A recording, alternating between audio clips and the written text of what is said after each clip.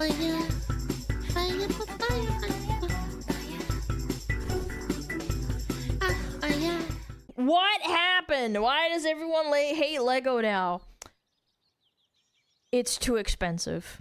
It is so fucking expensive to buy Legos, and there's scalpers everywhere too. It's kind of why people, like, everybody makes fun of, like, trading card games too. Yeah, it's just bad. You know. Okay, what is this one? This video is made possible by Shopify. Lego is a global super brand. A system of thoroughly standardized building bricks marketed worldwide and controlled meticulously down to the tiniest detail. The once small Danish family workshop long ago grew into the largest toy manufacturer on the planet. Who's number 2? Let me see. Danish family workshop long ago grew into the largest Bandai Namco. Barbie doesn't even compete with Legos? Wow. Dude, wow. toy manufacturer That's on the impressive. planet.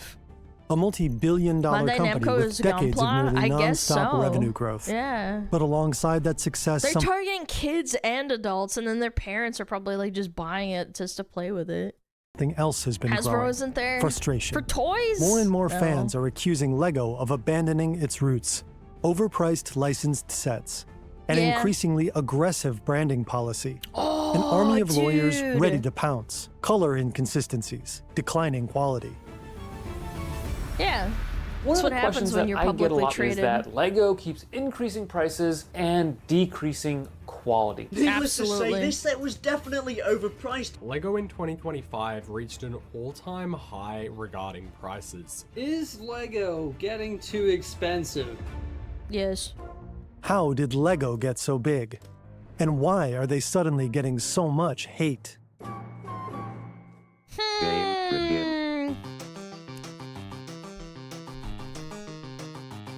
Yo, this shit slaps. Yo!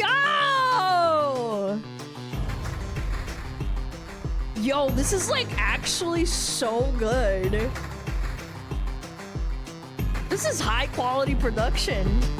The truth about Legos. First generation. Lego's story begins here, in a small carpentry workshop in Billund, Denmark. This is Ole Kirk Danish Christiansen. people. Hello. He lives a modest life. He's a father to 4 sons, raising them alone since his wife died after giving birth to his youngest.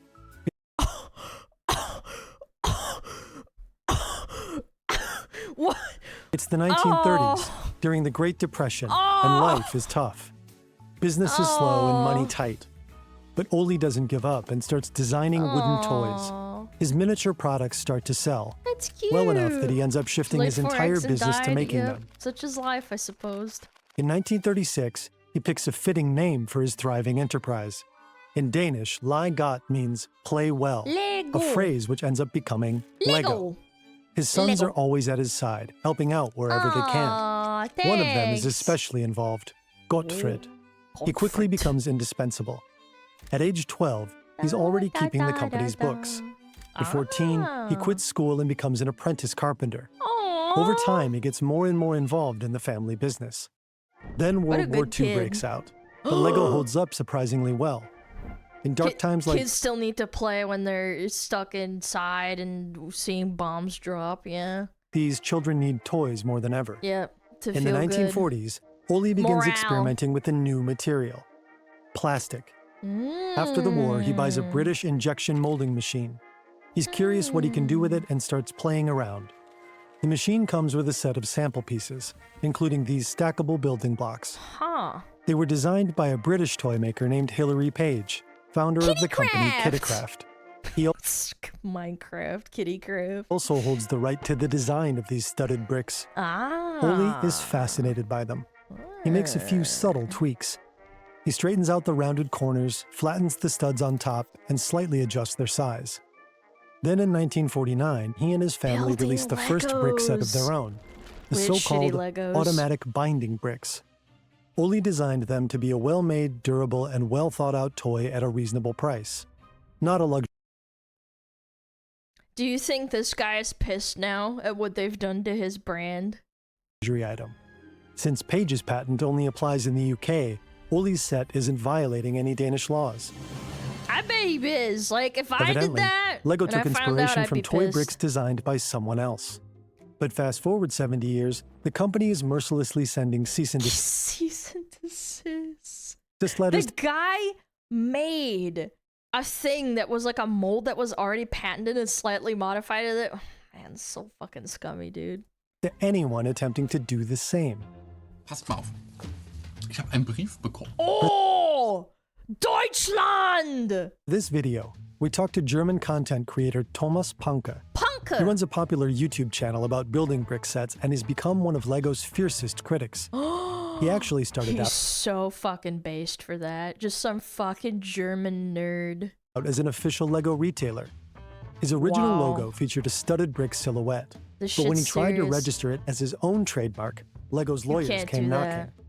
A legal battle ensued over his branding and using the word And they probably sued the shit out of him and probably made him broke. Because they have infinite amount of money and this guy can't. He can't compete. LEGO as a generic term for building bricks.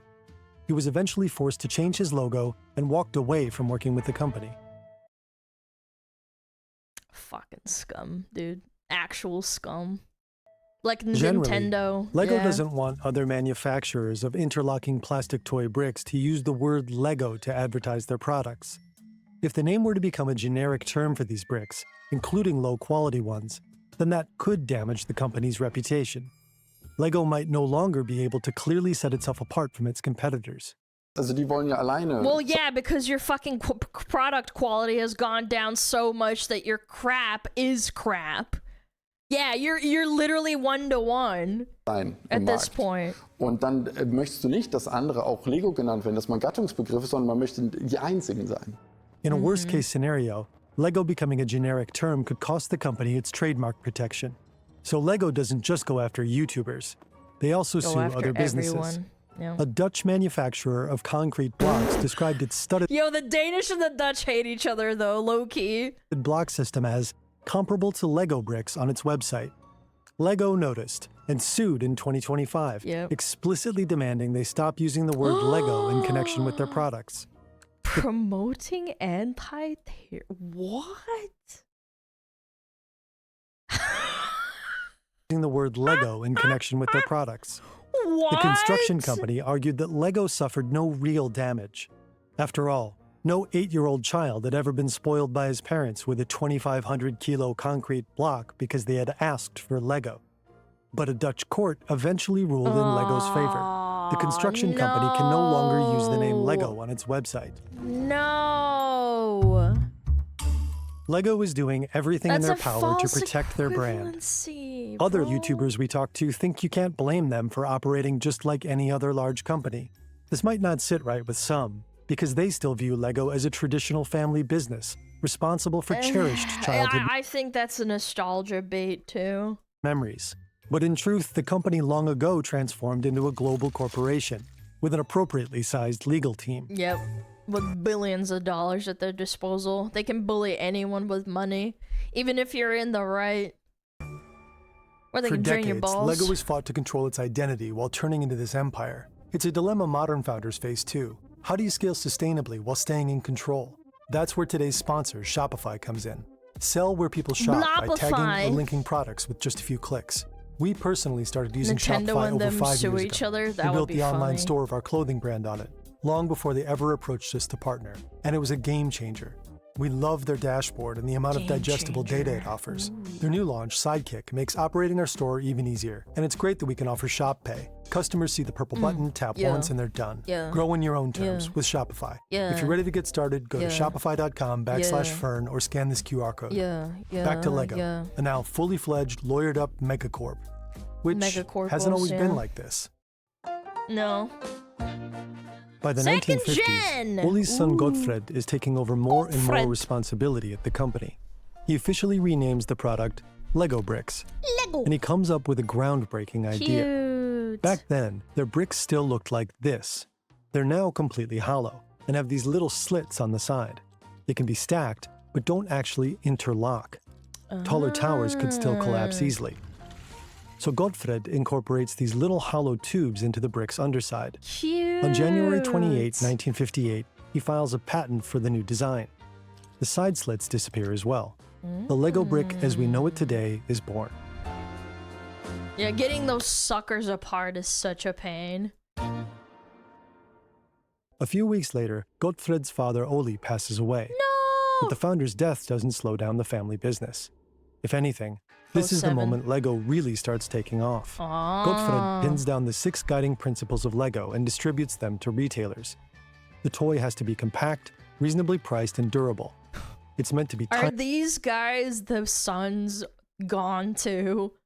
timeless, easily distributed, and suitable for all children regardless of age and gender. The new Lego boxes and building Even instructions adults or illustrate children. what you can build, but also encourage alternate builds and creativity. Aww. All sets can be combined with each other. Lego. The bricks you bought System years ago elect- will fit perfectly with the bricks you buy today and those you'll buy tomorrow. Wow. Godfred calls Very it the nice. Lego system in play. That's really smart for integrating too, because you can hand down these sets to your kids when you pass away. I'm sure because it's old, like Lego has been around for a while. Maybe your grandpa's gonna pass you down the freaking set that he had. You could play with it. Lego is here. Build It's like the hotels, Disney effect, animals, kind of. people, boats, skyscrapers, and more. I loved Legos when I was growing Next, up. he looks for ways to pull kids even deeper into the world of Lego. Oh yeah. In And their parents. 1968, he opens I went to Legoland! Oh, I have pictures. Maybe one day I'll show you guys with my dad, my mom. My brother didn't go. I think he was in school or college or something, but I went. It was so cool. I went to Legoland in freaking Germany. I think he went maybe a couple years after. Where was the one that Legoland in Germany? Which one is that? Where is it? I think there's 1 or 2. No, there's only 1. Where is it?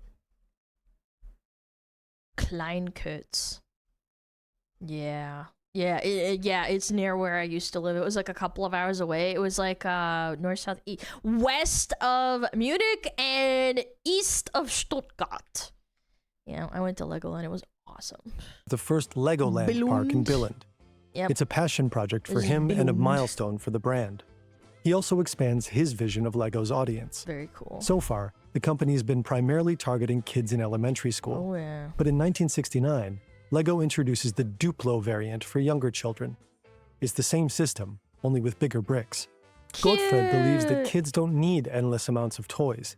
They need a compatible system that lets them create new worlds Yeah, over and over. imagination. Just like his father Oli, he focuses on quality and on keeping his Aw. products affordable for as many people as possible. How cute. Today, many Lego products are expensive. Roughly $280 for this Beauty and the Beast castle.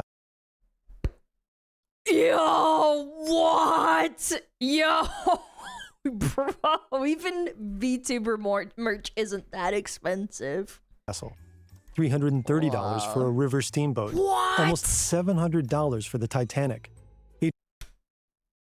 $850 for the Millennium Someone's soy pogging over this. Their girlfriend's boyfriend bought them for this. Falcon. And of course, you can also buy cheaper sets. But the bestsellers category quickly brings you into triple digits. Yep. Very affordable. Lego itself claims that Thanks. set prices hinge on several factors. On the number of pieces in the set, on how many new molds were required for their forms, and on the cost of licensing characters from other brands and companies. This crawler crane, for example, is a licensed product from But the you can't buy alternatives. You probably sue the shit out of anyone that tries to make a knockoff or a cheaper version. Do you feel those sets are huge? My god, I had knockoff Legos and it was awesome. Yeah, like a tub of Legos? These shouldn't cost $800. German-Swiss equipment manufacturer Liebherr. It's part of the Lego Technic line, has 2,883 pieces, Yeah, it's a and will lot, cost sure. you $700. That's still insane. That is insane. To be fair, big sets are more expensive, licensed sets even more so. True. And it's also explicitly marketed as for adults. If you break the That's set down still to price fucking per piece, expensive. you're paying about 24 cents per element. That ratio isn't the perfect metric. It doesn't factor in things like minifigures, which can increase a set's value. It also doesn't reflect the complexity of the build. Still, the price per piece ratio helps compare sets against each other. The Millennium Falcon works out to about 11 cents per piece. But this Star Wars set has many fewer parts and comes in at 18 cents per piece. And this bonsai tree has no license, only around 470 pieces. Yeah, I've seen VTubers put these together, the plant ones. And comes in at 12 cents per piece. That's expensive as fuck. LEGO's pricing isn't exactly consistent by this metric. No. But it's still fair to say that licensed sets generally tend to be more expensive than non-licensed sets.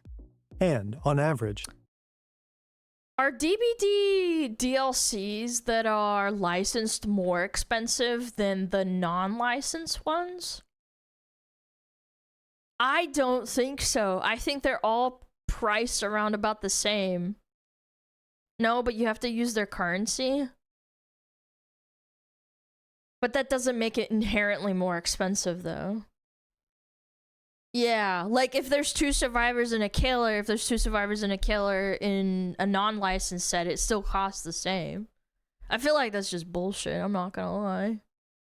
sets today do cost more than they did 10 or 20 years ago. I know it's not a one-to-one because it's a digital product, but like, that's dumb. I feel like that's silly.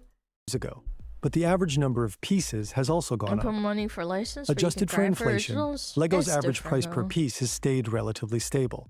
Or grind for Lego Many modern pieces. sets are far more intricate and complex. That means the individual pieces are often smaller. The real key is that LEGO specifically tailors its pricing to different target groups. Kids mostly Is it bad? I really want to play with Legos right now. Man, I'm getting the fucking FOMO. see a toy. I'm getting FOMO, Parents Chad. It's see a bad. gift that feels both safe and familiar. But other adults see collectibles. That's no matter how cringe. expensive. Yeah, it's the Pokemon card effect. Yeah. Oh, look at this like limited edition thing. a LEGO set is, there always seems to be a market for it. But it took a long time before the company could charge prices like this. In the 70s, the company begins to realize its strongest USP isn't the design of the bricks. It's the worlds you can build with them. Yep.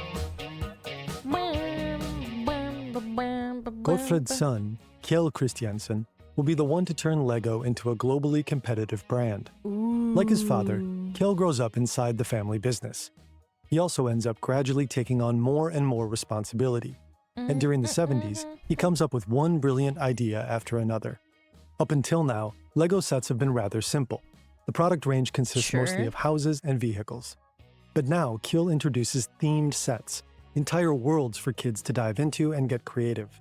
There was another kind of like, not a competitor, but I forget what the brand was called, but it was a German brand. And it was like kind of like this, but bigger pieces. I forget what they're called. Mega Block? Is it Mega Block? Yeah, Playmobil? No, I think it was Playmobil. I didn't really play with that. But I did see a lot of like ads for it back in the day. And with them come the new minifigures, which are still I think patented it was by LEGO Playmobil. today.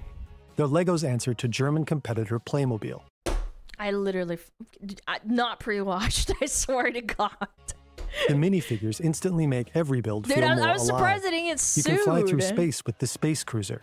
And I feel like Playmobil was more educational. I don't think Playmobil fell into the licensing plot, like the licensing hole, as much as freaking what is it called? Legos. Duplo? I don't think I played with Duplos. I think I was mostly like Legoland. And I remember some of my friends had really, really nice sets of Playmobil. invent adventures for its crew. Yeah. You can lead brave knights into battle at a medieval castle, play with Lionel Lion and his friends at Fabuland, or set sail with a pack of reckless pirates. And if your parents are willing to Duplo's owned by splurge, Lego? you can bring Oh, all of okay. it together in one integrated world. In 1977, LEGO introduces its Technic series. More complex builds with gears, axes, and motors. The sets Cool. explicitly target older kids and teenagers. In 1979, Engineering. Kill officially takes over. 2 years later, LEGO retroactively secures all rights to the Kitacraft bricks and trademark. Kill strengthens LEGO's position in the European market, And in the US, he gives the brand a major boost in visibility through a partnership with McDonald's. Soon, almost every family home has the iconic messy bin overflowing the with big Lego arches. pieces. The brand's I media had a tub full of Legos, and my brother would play with me sometimes. Yeah, he'd just dump everything and be like, okay, let's build. I don't know. I don't know what happened to them. I think we gave them to my cousins. Wait, I'm actually remembering now. So when I turned around about 12 or 13, I gave up all of my Little Ponies and we sent them to Russia to my cousins. Oh, we didn't send them. We visited them and my mom packed all of my Little Ponies and she gave them to my little cousins. Because they didn't really have money, like it's expensive. And I gave them up. And I was so happy to see them a couple of years later, still playing with them. It was a boy and a girl, and the girl specifically loved my Little Ponies, and I had like probably 10 or 15 of them. Yeah. Alana, a brony confirmed. Yes, bro. When you're 10 years old and you play with my Little Pony, you're a brony. So true. rise coincides with the peak years of the baby boom and that generation's children. Lego's revenues skyrocket during much of the 80s. Soon the company employs 5,000 people worldwide, and it just keeps on growing. But then come the 90s. As children across the world are busy fiddling with Game Boys and feeding Tamagotchis, Lego fears its colored bricks might not keep up. The video games! The company responds by tripling production within just 4 years, and by desperately trying to keep up with the times, Lego aggressively expands its portfolio. It introduces clothing lines, jewelry, and opens new Legoland theme parks in England and the US. The brand even takes a shot at video games. So good, by the way. But many of these ventures don't pay off. Lego ends up spreading itself too thin.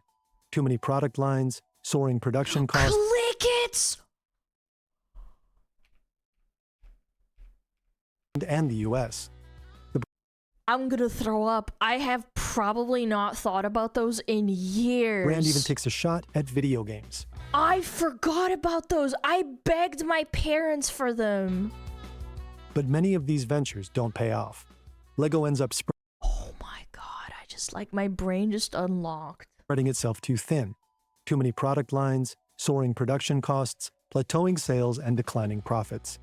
Lego enters a downward spiral. You're so old. Bro, they were like out, like, I'm pretty sure they were around until like 2010, man. The fuck do you mean old? I just loved those. Those were awesome. I had Click-Its. My mom and dad bought them for me from a Christmas. In 1998, the company reports its first ever loss. But a year later, Star Wars Episode 1: The Phantom Menace hits theaters. And Lego announces an exclusive licensing partnership with Lucasfilm. Ooh, Star Wars! The Star Wars sets are an instant hit. Suddenly, fans can take home pieces of their favorite universe, rebuild it, and reenact iconic scenes. In the early 2000s, Lego also launches the Bionicle series, which becomes a massive success in the US.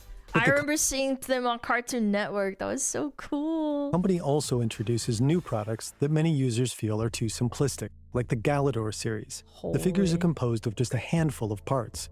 Kids can skip the entire building process and go straight to playing. In that era, some consumers walked into toy stores and didn't recognize the Lego section. I remember going into the Lego section and they had an entire shelf, like a big shelf, an entire aisle dedicated to Bionicles. I thought they were cool. I never got them, but I thought they were neat. Even while standing right in front of it. Star Wars and Bionicle aren't enough to save the company. By 2003, Lego is facing bankruptcy, reporting a staggering $238 million loss. Holy Dark days shit. for the Danish toy empire. To get out of this crisis, Lego will make a series of drastic changes, many of which will shape the company today. I have noticed and seen a lot more and more that Lego is also, unfortunately, taking a couple of steps back when it comes to quality. For a long time, Lego was synonymous with high-quality products at fair prices. But recently, more and more fans have started complaining about declining quality. Yeah. Especially given how expensive many sets That's have become. what happens. One recurring when you gotta cut corners, someone's gotta pay, and it's usually the customer. critique calls out noticeable color inconsistencies between Lego bricks.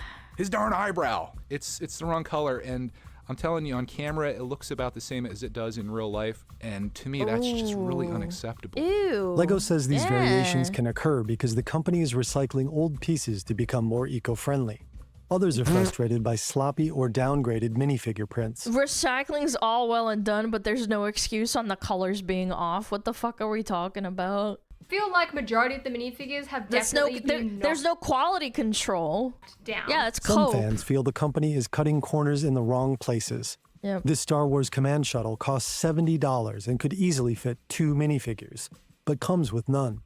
More and more creators are dedicating entire videos to discussing Lego if and why scalping. Lego's This Lego quality shit is is getting worse. serious. This YouTuber doubles down on declining print details and accessories in minifigures, downgrades in the design of building instructions, and an increasing number of blatant errors like typos in expensive licensed sets. Of course, there are still many things that customers genuinely appreciate about Lego, like the fact that Lego instructions are so carefully designed that even total beginners can reliably complete any set. And through the years, the brand keeps launching new sets that win over the community, like this iconic scene from Star Wars Episode 6, or this double-decker bus that YouTuber Thomas Panke loves. The attention to detail reminds him of why he fell in love with Lego in the first place. Und hier vorne ist sogar bedruckt, wo der Bus hinfahren soll. Und mit einer kleinen Drehfunktion. Es ist so richtig niedlich. Das ist mein Lego. So kenne ich Lego. Das funktioniert. But since Panke has also become one of the company's fiercest critics, we asked him to walk us through some sets that truly upset him. For example, he thinks the Senna McLaren set was a cheap shot. Der Senna McLaren war auch ein unerlaubter Tiefschlag. Ich weiß nicht, wo das Gruseln wirklich anfängt und wo es aufhört. Es ist schlimm. The racing helmet on Ayrton Senna's Dude, this is some deep autism. This is awesome. minifigure was supposed to be the set's single most iconic detail, but Panke says it was done completely wrong. Off color, wrongly positioned, misprinted, and just an overall disaster. Dude, yeah, that's inexcusable. The stripe isn't even on the right thing, and there's a missing stripe on the bottom. Okay, I can understand why there's not a Marlboro like logo. Obviously, this is for kids. They shouldn't put the Marlboro, but like you can make something that's kind of like it. Especially for a licensed It doesn't even make tribute set. sense. He also criticizes Yeah, a it's collector-grade branding, too. display model Kids for love using smoking. light gray joints on True. an otherwise black dragon. He explains that Lego simply doesn't recolor these standard parts for cost reasons. For him, that's unacceptable in a 120-year-old display piece aimed at adult collectors. Panke is also not a big fan of Lego's increasing use of brightly colored bricks inside sets. These fillings completely digress from the general color palette. But couldn't you just like... Okay, here's the argument. If it's recycle, why don't you just paint them? The set that like you're trying to reproduce. At least it's filler bricks. I don't think that's acceptable, especially for a collectible. I don't think that's okay. Yeah, if you're gonna make the argument and say like, oh, well, it's filler bricks, I don't think that's okay. Just paint them, or yeah, paint costs money, but like it's like crazy that you're paying that much money and it still looks kind of just shitty. General color palette. Panke believes this is a strategic business decision. If the internal structure is composed of mismatching colors, it's much harder to repurpose those parts and rebuild sets into different shapes. I didn't even think of that. This guy is so deep into Legos, he understands what they're trying to do. And it's more likely people will just buy a new set instead. Das ist ein genialer Schachzug. Using leftover colors inside sets may also help Lego reduce production costs by burning through surplus inventory. Oh my In 2025, God. for the first time in 10 years, Lego released a new Simpsons set. The biggest criticism is that it relies far too much on stickers for a $200 set. True. Without them, the Krusty Burger would just look bland and hardly feel like a licensed product at 40 stickers? Okay, I can understand a couple, but 40? all. This 1,600 Lego piece model will retail for $200, which, considering the average price per piece ratio on Lego sets, makes this one overpriced. Either the so IP license, some new mini. Dude, you know what bums me out is that it doesn't matter what your hobby is or how old it is, it's all getting shitified. Oh, they don't even paint the pieces either. They will rather put stickers. Bigger parts, definitely not prints, as 95% of decorations are stickers, are driving the price up more than it normally should. That sucks, man. Meanwhile, Lego is starting to face more competition. Every hobby gets in shitified. 1978, Lego's patent for its building brick expired. The company tried to protect the stud and tube design through trademark law. But in 2010, the EU's Court of Justice ruled that Lego cannot trademark the shape of its brick. That decision finally opened the door for other manufacturers Finally, competitors to legally produce compatible This is what the free blocks. market should be. If you want to explore outside of Lego and get something that's probably better value for money, then you can do so with confidence with Carda. Ponka showed us two models, one from Lego and one from Chinese competitor Kata. They get sweeping, bro. They sweeping. Both sets cost the same, but Ponka thinks the Kata version is easily twice as good, with equivalent. Does it look better? It looks more Lego-y? Does that make sense? It looks like it has more pieces to it. Yeah, I feel like it looks more Lego-y. It looks like substantial. Twice as good, with. I'm trying to get a good frame. Right, that's a good frame right there. Yeah, I don't know. It looks better. Wait, is that a Kick? Wait, is that a Kick-sponsored little... Wait, that's fucking funny. What the fuck? There's a Kick knockoff, like, Lego little race car?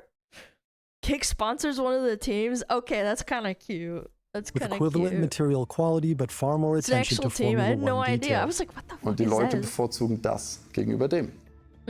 Lego tends to be significantly more expensive than its competitors. This has nothing to do Lego's with the the raw knockoff? material. Yeah, it kind The of feels bricks are like made it. of ABS plastic, a low-cost material.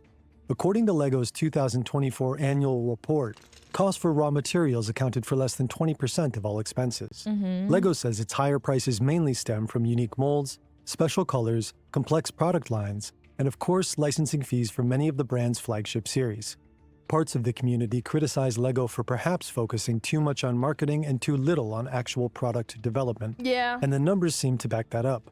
In 2024, more than 40% of Lego's total expenses went into sales and distribution. That's bad. That includes advertising, marketing, and personnel. Why would you do that when Lego has been around for like 100 years at this point? Have they not been around for 100 years? Yeah, before World War II, I think they started it. So yeah, like, you don't really need massive marketing ploys for that. It's almost Only 100 about 5% years, yeah. went into R&D. Today, Lego prioritizes Wow. efficiency and cost control. And it seems that this shift repeatedly comes at the expense of quality. But this strategic turn wasn't initiated by a member of the founding family. The man responsible is a former McKinsey consultant. What a chungus. Jorgen Knutstorp. This is Jorgen Vig Knudstorp. He takes over as Knudstorp. Lego's new CEO in 2004, when the company is on the brink of bankruptcy. Yeah. And he's the one to steer it back onto firm financial footing. Under his leadership, Lego sells off nearly everything outside its core business. That's 1,000 not a bad jobs idea. are cut in Billund alone, and production is That's shifted not from good. high-cost countries like Denmark, Switzerland, and the US to Eastern Europe and China. Lego also But then China made its own knockoff. We've come full circle, man. sells the majority stake in its Legoland theme parks. Knudstorp trims Aw. down internal processes like idea-to-box development times. He cuts the number of product variants and pushes for more efficient production. Lego refocuses on its classic building bricks and its winning formula system in play. Just 1 year into his tenure, the company is back in the black. Well, The they were main about to reason go is that bankrupt. Knudstorp See, actively- I don't think there's anything wrong with restructuring and needing to cut corners in order to save the company. It's that when it becomes the only thing that matters to you is that the number goes up all the fucking time and it's like exponential and you're cutting corners even if you're making tons and tons of money, I don't know, man. I think they need to restructure their sales budget too, like for marketing too. Targets an audience that LEGO had overlooked for a long time. That precise decision becomes the key to LEGO's impressive turnaround. By the late 90s, more and more adult LEGO fans come together on the internet. They share pictures of their builds, trade tips, and bond over a nostalgic love for the brick. They'll come to be known as AFOLs, adult fans of LEGO. They start meeting at unofficial fan conventions all around the world. Up until now, LEGO had primarily marketed its products to kids, but Nudstorp sees the potential in the passionate AFOL target group and starts developing more and more sets specifically for them. He also forms an AFOL engagement team. Adult fans can now submit their very own ideas for LEGO sets and actually see some of them hit the market. Since 2014, LEGO fans around the world are able to submit their own designs through a program called LEGO Ideas. If a fan-created set is chosen to be made into an official LEGO set, the creator gets 1% of the product's net sales. AFOLs prove to be an absolute jackpot for LEGO. They're passionate, loyal, and they finally have the cash to treat themselves to things they couldn't as kids. That's true. AFOLs don't just that's a good faithfully market buy to the most recent capitalize on. sets. Many of them spend absurd amounts of money on rare The whales, yes. collector's items. Some of these sets are traded off market for 4 or even 5-figure sums. What? Under Nudstorp, LEGO starts producing exclusive sets that are only available for a limited amount of time. The company deliberately creates FOMO. a sense of the Pokemon FOMO. I think this one in particular, like this Pokemon line that came out recently, was really, really bad with scalpers. scarcity that automatically turns certain products into high-value collectibles. And every passionate collector knows that particular kind of agony, the fear of missing That out Pikachu's horrific. Yeah, it looks like a knockoff Pikachu. on the limited release while it's on the market. The Ranker Pit retailed for $70 back in 2013. Today, a sealed copy easily sells for $400. That's crazy. The Simpsons house. People are fucking putting investments into this material shit and then surprised when they go bankrupt. No, it didn't resell. No. Was produced for only 3 years before being discontinued. It originally sold for around $200. Today, you'll find sealed boxes on eBay for $600. Minifigures are especially coveted. Today I'm taking a look on my most expensive figure I got in my collection, and it's the Yuletide Squadron Pilot, which is a very rare figure. It was released back in 2019 as the gift to LEGO employees, and the set is in the 20th anniversary Star Wars line. I bought this set in 2019 on Bricklink for around $260. How much Today, is it now? the minifigure alone is priced at up to $1,600. Dude, it's like Bitcoin. You're investing in Bitcoin, bro. Some LEGO fans are such avid collectors that their basements end up resembling warehouse storage. Some do it out of pure love for the product.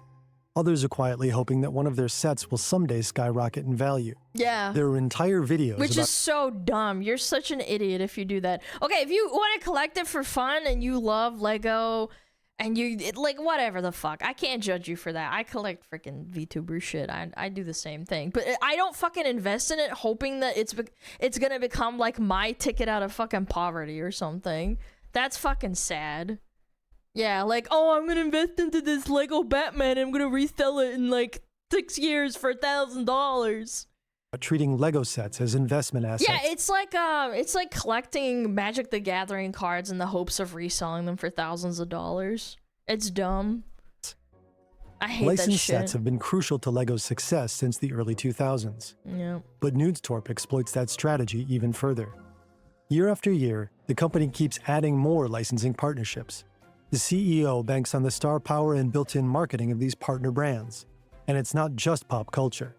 LEGO also teams up with companies like Ferrari, Porsche, and Mercedes to release high-end automotive sets. Yeah, because boys love At the same cars. time, LEGO begins building its Not that own girls don't play franchises with Legos, but original still. characters. The animated series Ninjago launches in 2011. Ninjago! In 2014, the LEGO movie hits I theaters thought that was worldwide. kind of cool. Yeah! It's perfect marketing for LEGO. Poggers. 100 minutes of brand Ninjago exposure is wrapped in a cool. fun animation blockbuster. But it's also a tribute to all the stop-motion Lego films fans have been making since the 1980s. Aww. And it pays off. The movie grosses around $470 million worldwide. It's the most successful animated film even people that didn't grow up with Legos, they watched it and they thought it was entertaining. Ever produced by Warner Animation. Lego continues to churn out more movies and series over the years. Movie, By 2015, the company is fully back on track. Best year ever for the Lego Group. Lego. So just like at the Oscars or just like in the movie theaters this last year, we are also dancing and singing and saying, everything is awesome. Nudestorp pulls off an impressive turnaround. Two things bring Lego out of crisis and back to the top. What the His fuck? uncompromising focus on economic success and his radically honest leadership style of openly acknowledging when the company is struggling. Journalists end up calling it the Nudestorp Yo, cure. Gatki, thank and you. he won't be the Thank last you so McKinsey much. consultant I to shape appreciate Lego. it. Спасибо большое. Спасибо за рейд. In 2017, Niels Christiansen takes over as CEO. Despite the shared last name, he's not part of the founding family. Like Nudestorp, Christiansen had previously worked at McKinsey. Before joining Lego, he spent years What the hell is McKinsey? running the Danish multinational company Danfoss. Now he's determined to What's Danfoss? What does it even do? Danfoss? Engineer? Products? What do they make? What do they make? Like what? Products? Oh, they're like electric heating, condensing use compressors. Oh, okay. Understood. It's like heavy machinery and shit. Interesting. Consulting agency. Oh, they're consulting. I don't see how that's related to fucking Legos, but okay. take Lego they make a to the next level. money. A key part of his strategy is reaching even more people around the globe, mainly by pushing into new markets. His main focus is China. For a company like us that are really interested in getting out the experiences to all kids throughout the world, so China is important. With 200 million kids, of course, it's a super important market with many kids that we want there's to lots reach. of kids everywhere. Lego is now Yeah, developing people products breed. specifically targeting Chinese customers. One example is the Monkey Kid series, inspired by Chinese mythology and folklore. And over the next 2 decades, Lego is also looking to firmly establish itself in India. Niels' biggest concern is Lego's ability to stay relevant. He says it's the one thing keeping him awake at night. But it looks like he's found the formula to make it happen. Even more products. Lego has released 840 sets in 2024 alone, covering every age group and every niche interest imaginable. Niels wants to complement physical play with digital experiences. And just like his predecessor, Nudestorp, the new CEO is all in on collaborations with trending brands. Fortnite Lego, And let's he's go! expanding the Lego brand itself. Today you can buy shirts, mugs, puzzles, and brick-shaped storage boxes. There are over 1,000 official Lego stores worldwide, plus multiple indoor experiences like the Lego Discovery Centers and the Lego House. In 2019, the company brought back the Legoland theme parks. Apart from a COVID dip, Lego revenues just keep on climbing. Whoa. Under Niels Christiansen, the company hits one sales record after another. Toy markets in Europe and America It's not realistic. You can't sustain it forever, my guy.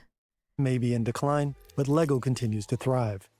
It's pulled far ahead of its competitors over the last few years. Today, it's by far the most valuable toy brand in the world.